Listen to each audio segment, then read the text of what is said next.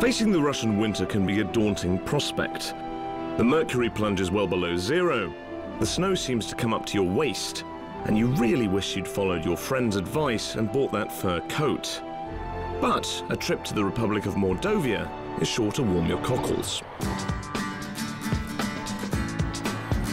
Just over 600 kilometers east of Moscow, it's home to around 900,000 people, who must be some of the fittest in the country. Because although Mordovia may be small, when it comes to sports, it's definitely a major player. Come rain, shine, or snow.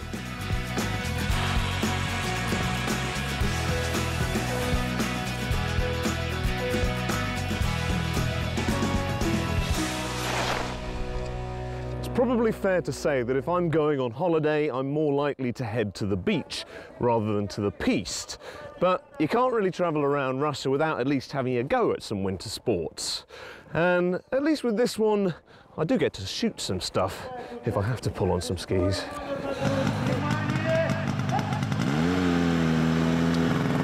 Moldovians love a bit of biathlon.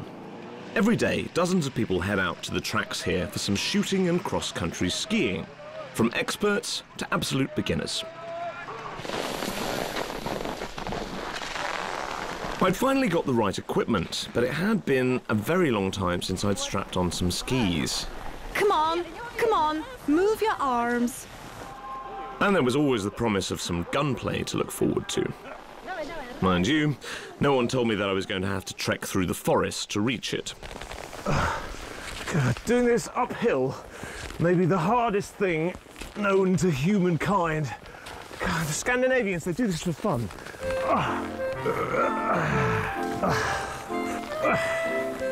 Right.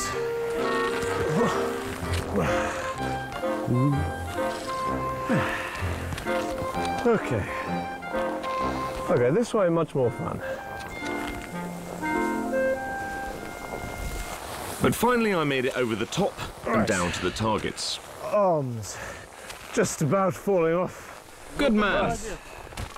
Okay, so we've got to the shooting range. And it was time for a nice, relaxing lie down. Put the poles to the side. Lie down.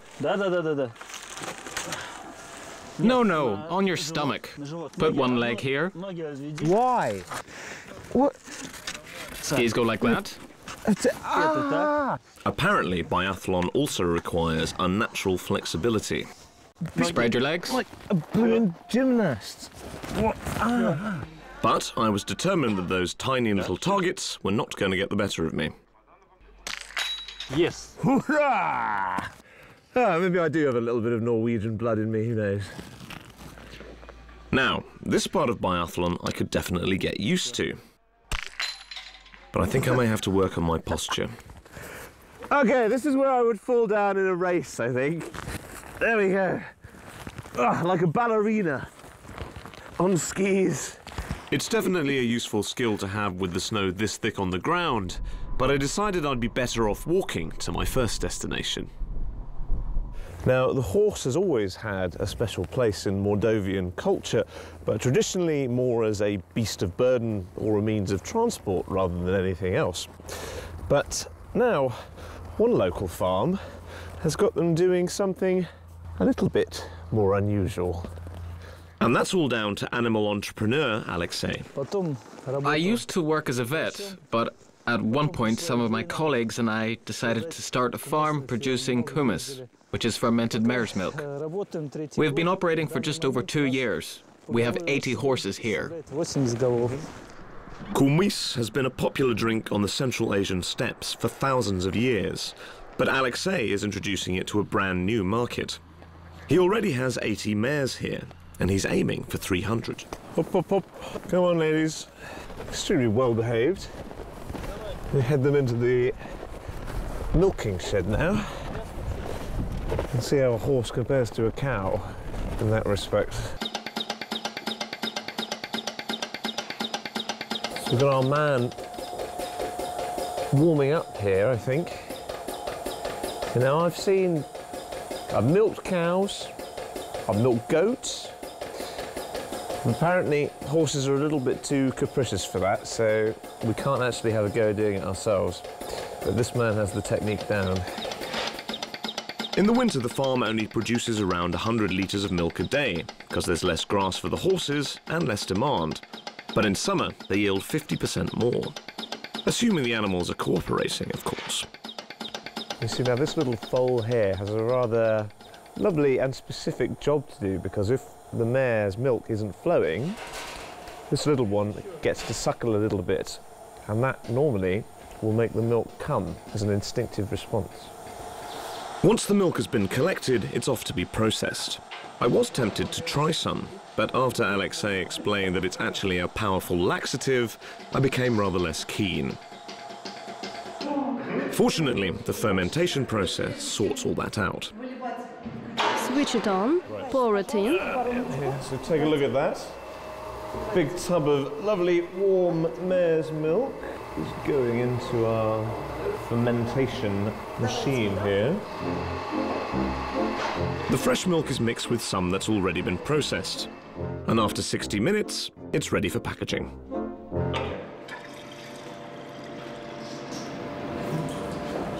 See it, right? So there we go. And now for the finishing touch, hopefully. One bottle of very fresh kumis, ready for a sanitarium or a supermarket near you. Unfortunately, it was a case of 1 down, 99 to go. Right. Well, I've been filling this milk champagne up all afternoon, so I think it's time to try one out.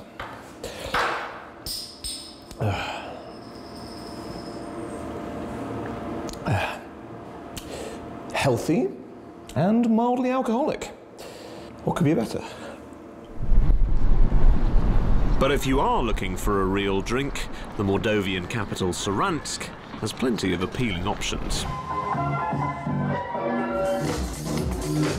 So Saransk may be small, but it's supposed to have some pretty good nightlife. And this place, as well as being a club, is also somewhere where apparently they let you spin a few tunes. Looking up already. But if I was going to get on the decks, I wanted to warm up properly first.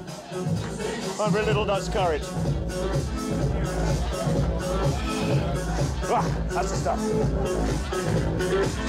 And feeling much more confident, I made my way over to DJ Lyosha for my first lesson. Good evening, Mr. DJ.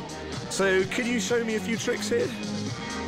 Everything's loaded onto a USB disc in this club, so there were no actual records to mix. But there were about 50 very daunting-looking dials. And it's quite hard to hear instructions when the music's this loud. Oops, I managed to turn off the whole system there. My mixing wasn't exactly seamless. I needed a guaranteed floor filler, and quick. Aha! Into a bit of phony M. You can't go wrong with the disco. I left Lyosha to carry on my good work and headed off to take up a far more comfortable position. Thank you. Oh! Thanks, man. Could you tell it was my first time up there? Just wanted to see everyone. What's your name? John. I guess you're not from around here either. What's your name? James. Nice to meet you. Nice to meet you, John. Cheers to Saransk. It turns out that John was an aspiring doctor who'd come all the way from Sudan to study in Saransk. And the next day we met up for a walk around the city. So you have 12 brothers and sisters? Yeah. Wow. Because I'm an only child, so that kind of blows my mind. I guess I'm lucky. Absolutely. Absolutely. So I thank God for that. You know, that never give up on anything.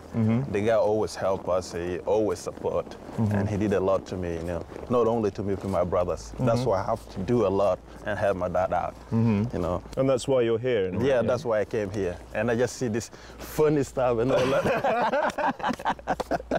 John's been based in Saransk for almost 4 years, but he admits that it's taken time to adapt to Russian culture. But with another 2 years before he's qualified, John's focus is firmly on his studies. Yeah, you see, since I wanted to be a doctor, the time I came here, I got the opportunity, because in Russia they give us everything. We got books, we got labs. After finishing, I'd like to go home, help my guys out. See, you can do something that really will make a difference. Yeah, I have to make a difference in this world. Any individual got a chance to prove himself, you know, to do something better for living. Sometimes I get to meet really amazing people on my travels, and John was clearly inspired by his time in Saransk. It's still a city that not many foreigners have seen, but in a few years' time, all that's going to change. Now, we've already seen that Mordovia has some pretty amazing sports facilities, and the football stadium is no exception. But in 2018, the World Cup is coming to Russia, and a capacity of 7,500 just ain't going to cut it. Building for Saransk's new stadium is already underway, and it's likely to cost around $180 million. But with so much at stake for Saransk, I thought it was important to get a feel for the playing conditions. So we may still be missing 1 or 2 facilities, but I reckon it's never too early to see how the pitches play. So, time for a little England-Russia friendly, I think. All right, boys, on the right. If they pull it off, this really could put Saransk on the map. But it's not like they're strangers to world-class sports facilities here.